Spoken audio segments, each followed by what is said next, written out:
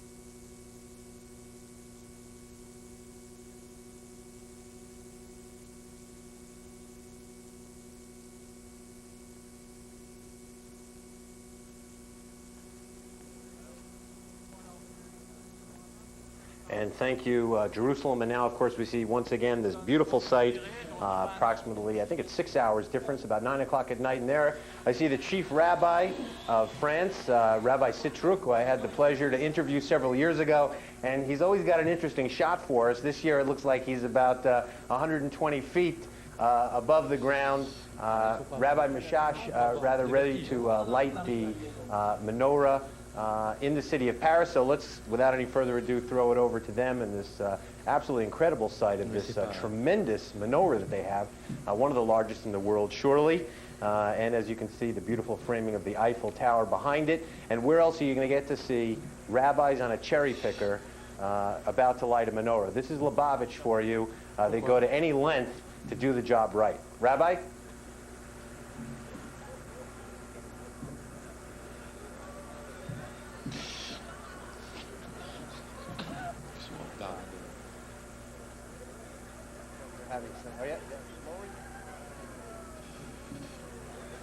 Attention, attention.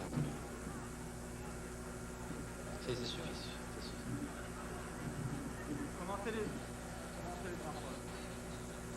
Comment est-ce qu'on fait? On enlève ça? And I remember a couple of years ago when they were lighting this menorah in Paris, I think they used like a flamethrower, and it looks like this year they've got another special device here. I know actually אלוהינו מלך העולם אשר קידשנו במצוותיו וציוונו להדליק נר של חנוכה. ברוך אתה אדוני אלוהינו מלך העולם שעשה ניסים לאבותינו בימים ההם בזמן הזה.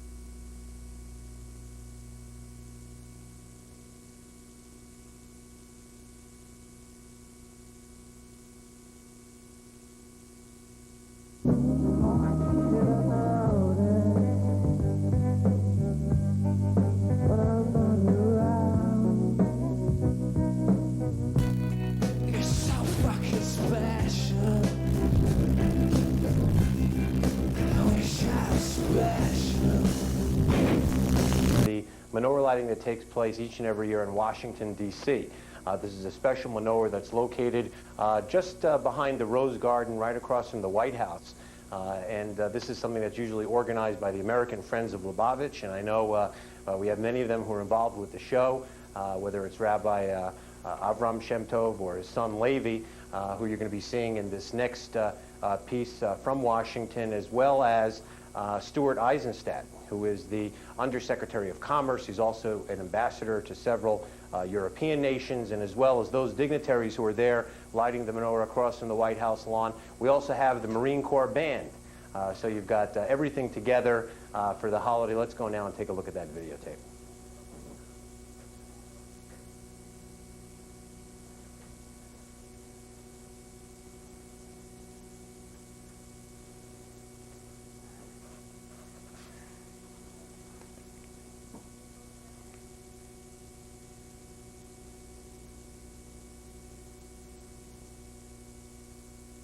And so too throughout the ages, the Jewish people, wherever we have lived, have lit a candle against the darkness of intolerance, of ignorance, and deprivation.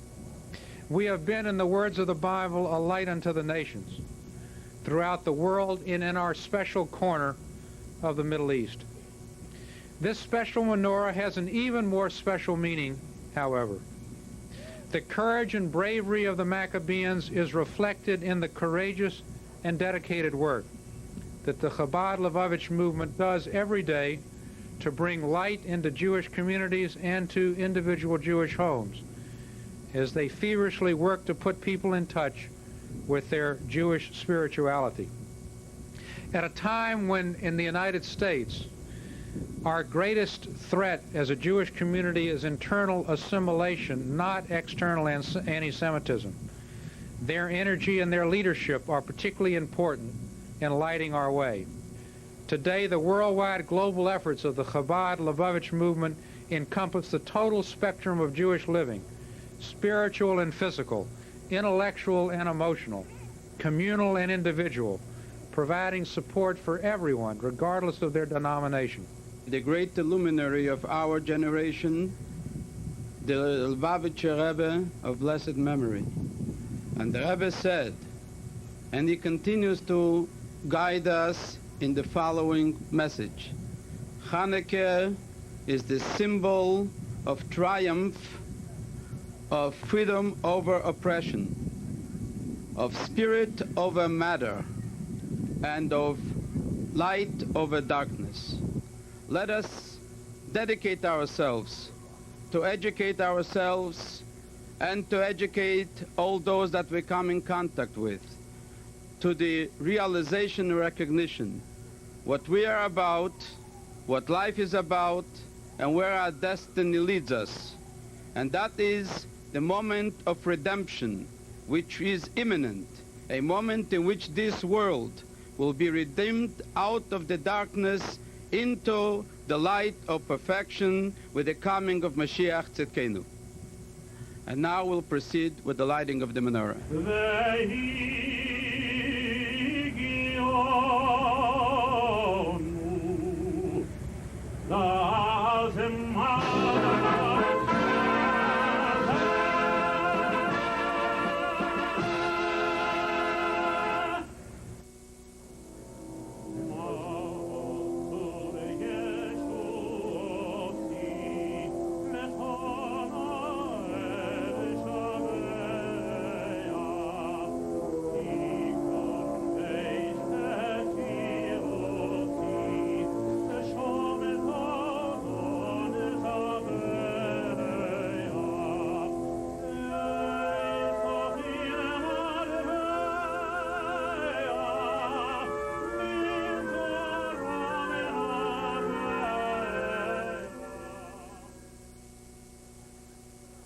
And a special thank you to those in Washington, the Marine Corps Band, and everyone else. And now you're seeing a menorah in a very special location. The city of Hebron. Visitors to Israel certainly aware of it. The site of the holy cave of Machpelah, the burial place of the three great Jewish patriarchs. And I believe joining us now from Hebron is Baruch Nachshon, who is a world-renowned artist, someone that we enjoy his work throughout the world. I had the pleasure of meeting him several years ago in Hebron, and we now join them live for the lighting of the menorah in this important historic site.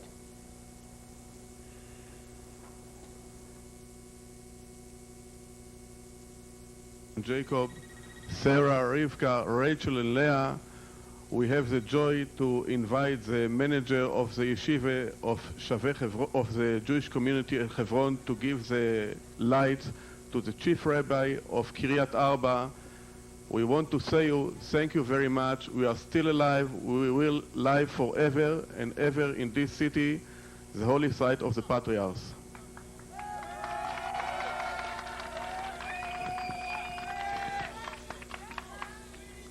Baruch.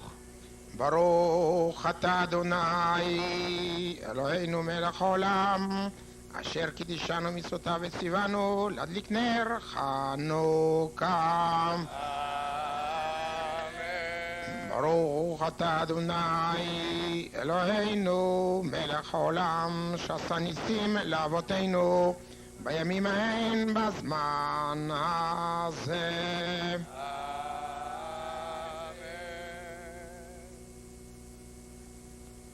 הנרות הללו שאנו מדליקים, הנרות הללו אנו מדליקים, על הניסים ועל הנפלאות ועל התשועות ועל המלחמות שעשית לאבותינו, שעשית לאבותינו בימים ההם, בימים ההם, בימים ההם, בזמן הזה.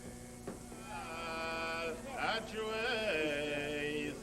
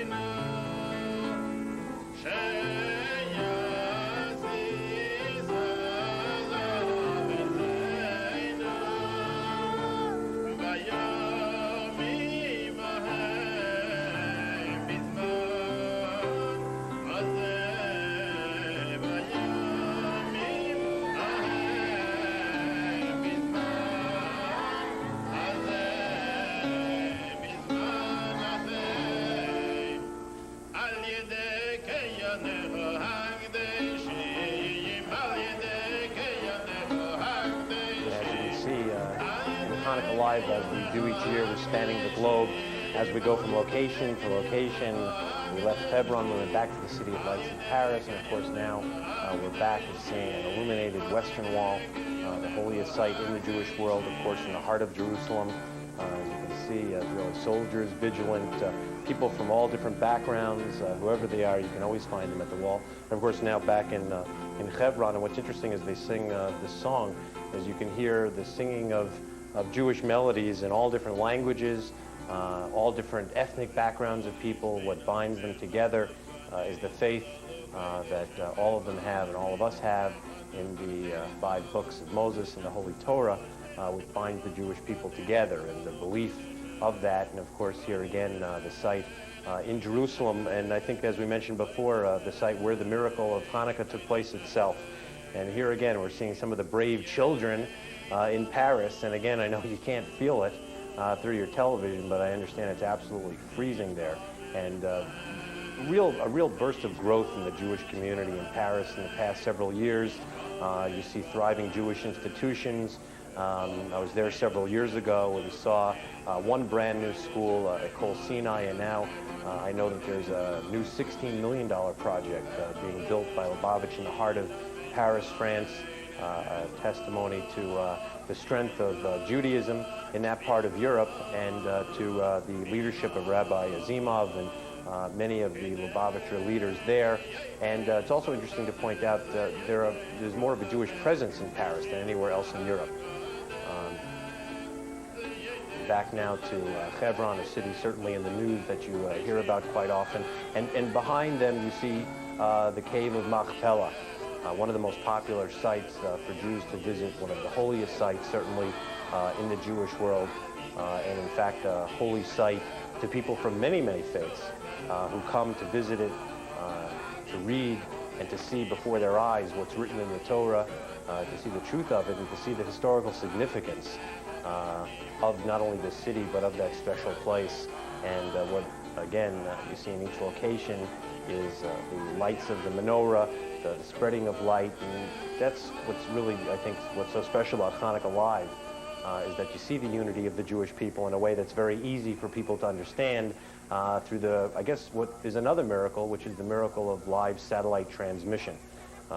And now, of course, back to the Western Wall. And now we're back to New York City, and another holy site to many Jews from around the world, 770 Eastern Parkway. We've lit menorahs from many different locations around the world, and now it's time to light the menorah here at the office, the former study of the Lubavitcher Rebbe.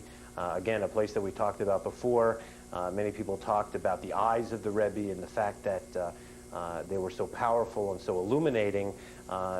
Many people say the windows to the soul, but when you were here talking to the Rebbe, it seemed that he would pierce into your soul and was able to tell you things about you, yourself, and your future that were miraculous. And again, very fond memories for many, many people from this special location. I'd like to again throw it now to the director of the National Committee for the Furtherance of Jewish Education, Rabbi Shia Hecht. Thank you, Jerry. And to light the menorah today, we call upon Menachem Mendel Friedman from the Lubavitch Yeshiva right here in Brooklyn to light the menorah to make the blessings for us.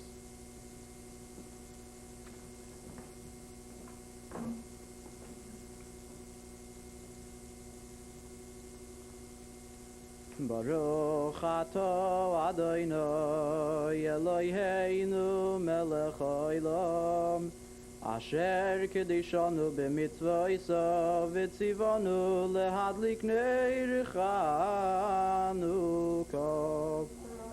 Baruch atah Adonai Eloheinu melech haolam She'asa nisim lavoseinu bayomim ha'eim bizman hazeh.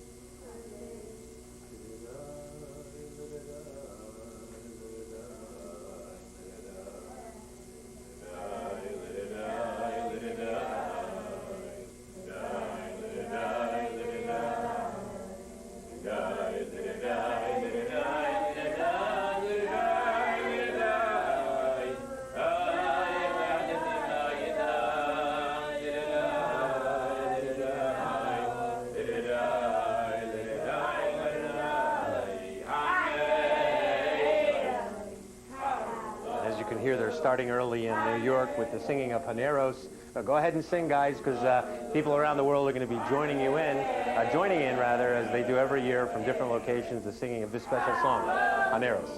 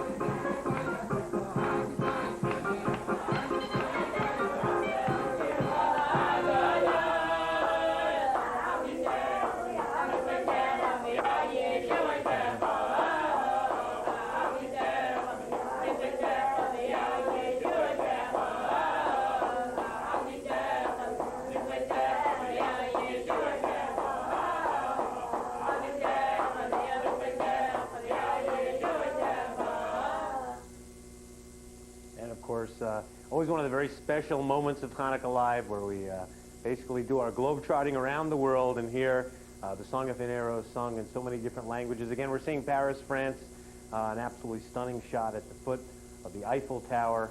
Again, our brave souls out there in some very freezing weather, and as you could see, the celebrating of Hanukkah from throughout the world. I'm just wondering where we're going now, only because they were singing so well. It was hard for me to hear my producers, but I think we're going to the internet. And one of the things that's interesting about the spreading of light is that light travels at the speed of light, right?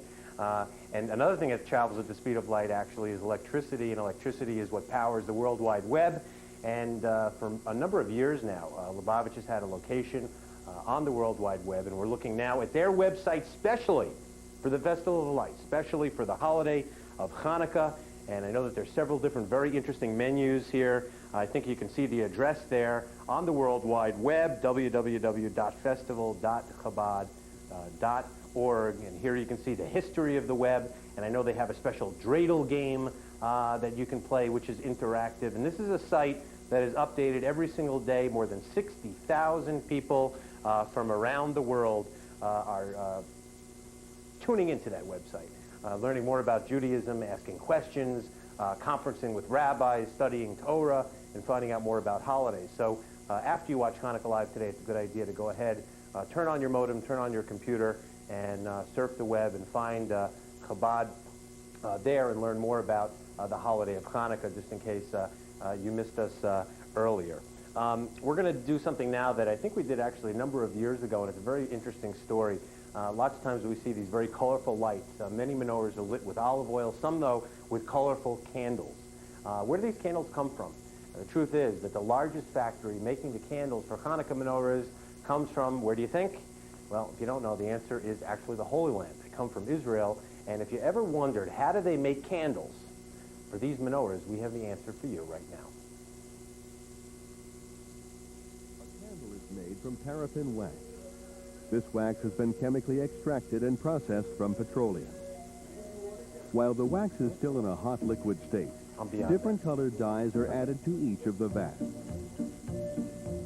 The wax is then placed in a smaller pitcher and poured into a large tray.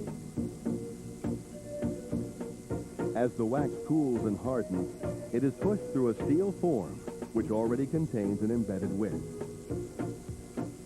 Some Hanukkah candles have been slightly twisted, adding a pleasant shape.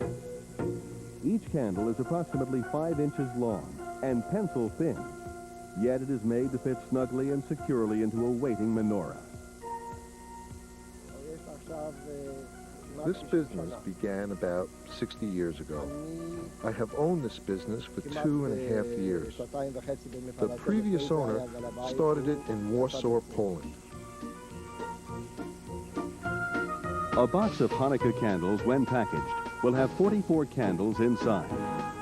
This is enough to celebrate the 8 days of this holiday, adding 1 additional candle each night.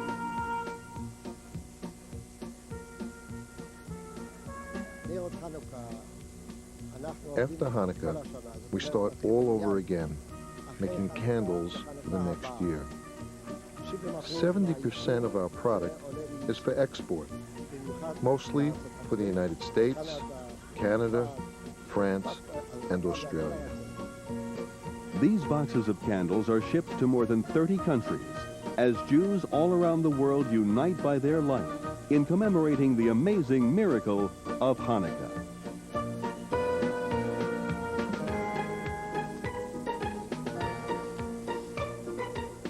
And there you have it, just in case you wanted to know how the candles for the Hanukkah menorahs are made.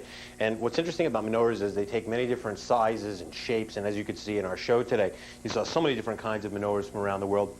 What's interesting about this one here in New York is that it follows the basic tenets of the menorah that was designed by Maimonides after reading the guidelines in Jewish law for what a menorah should look like. As you can see, the arms raised straight up, sort of a symbol of victory for the freedom of people, religious freedom that was fought for so hard by the Jews, and the rededication of the temple. And again, menorahs are symbolic of so many different things. And the menorah has been a source of inspiration not only for the Jewish people, but for within the Jewish people, artists and people who are looking for different ways to express their faith. And we have now a look at some very interesting menorahs that were made by artisans from throughout history. The unique shape and design of the Chanuka menorah, a symbol of universal enlightenment, has for centuries made it a favorite challenge of the creative artist. As diverse as the faces of the Jews who light them, each menorah has its own special character and personality.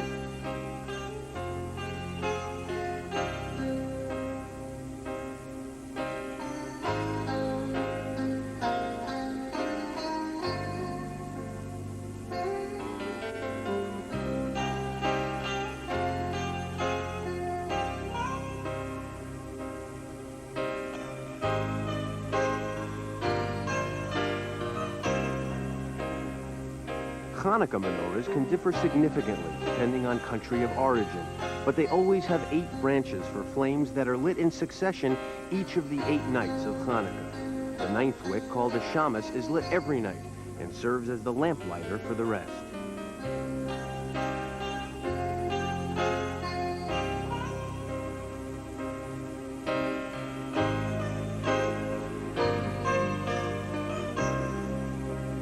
Where am I throwing?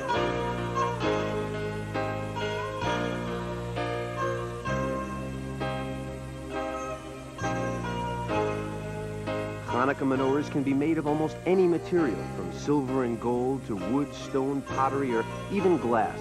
A frequently used symbol of the Jewish people, their representations have been found on tombs and monuments dating back to the 1st century.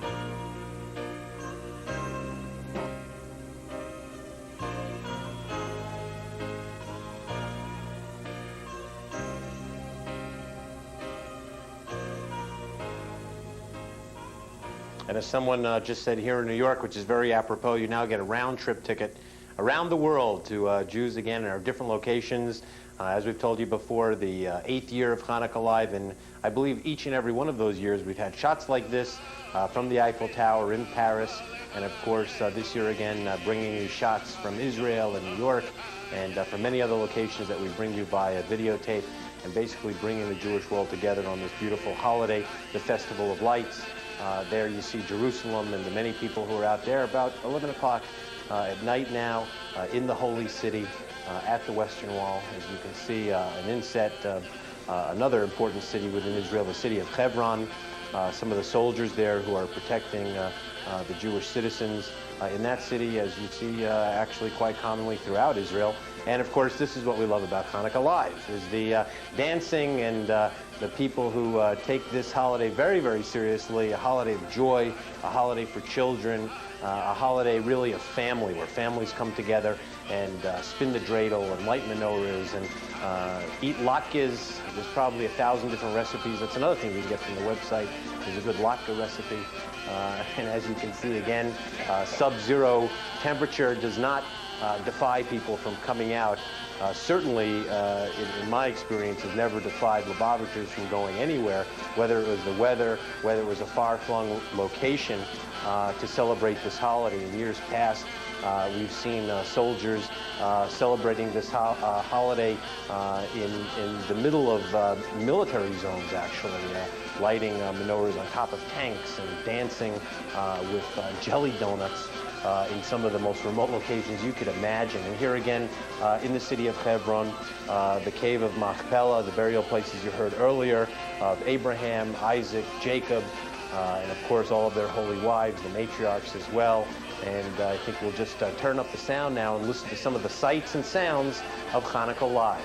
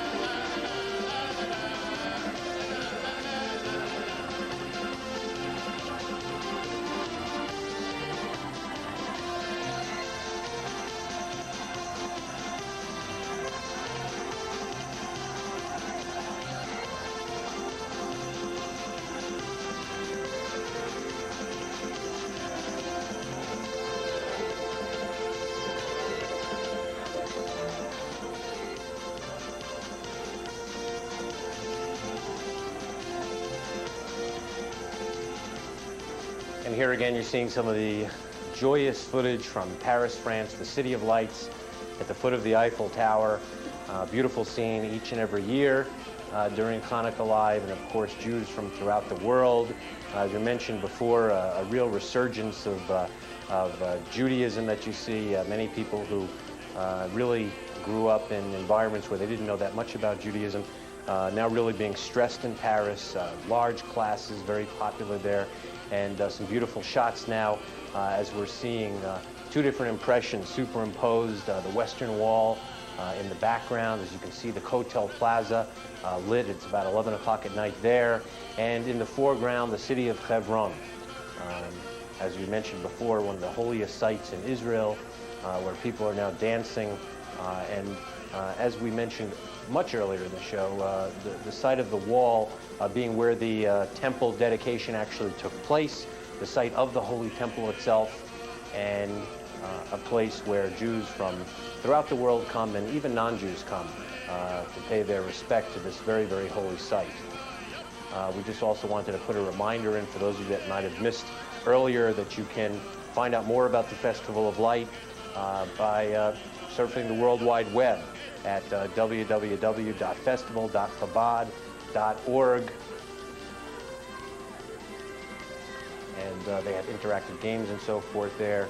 As you're seeing some of the names of our producers who have put this show together for the last several years. And as a person that has a background in news, I can tell you 8 years ago, the first time I ever did Hanukkah Live, I remember the sight of coming here to 770 and seeing rabbis who are learned in Torah, who are learned in Tanakh, who are these great teachers with telephones in their ears, talking about satellite paths and playing the part of directors in the control room. And for those of you that are part of this show every year know, it's absolutely inspiring to see rabbis doing television as well as they do it each and every year with the Hanukkah Live broadcast. So again, a special thank you to them and for everyone else who tuned in this year to Hanukkah Live. It's always a pleasure to have you here, and we're going to leave you now with shots of the Marine Corps Band in Washington, D.C.